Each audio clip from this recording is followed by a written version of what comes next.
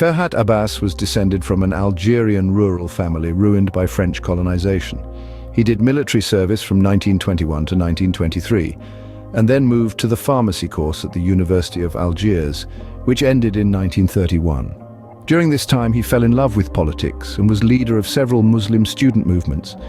He approached the Algerian youth movement, which was in favor of greater integration of the Algerian elites, but without losing their cultural heritage. In 1933, he became municipal councillor, and the following year, general councillor.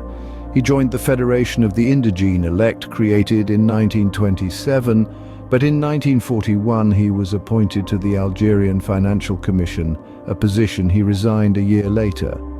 2 years later, he wrote the Manifesto of the Algerian People, which breaks with the question of assimilation, evoking the idea of an Algerian state protected by France and allied to it.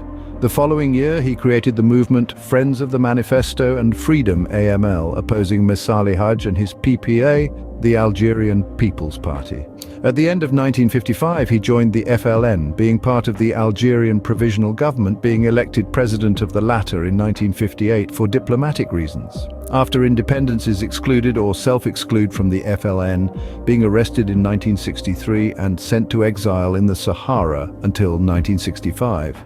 During the 1980s, it criticized the corruption of the Algerian state and its bureaucracy, dying in 1985. Messali Hadj, war name of Ahmed Messali, was born into an Algerian Muslim family.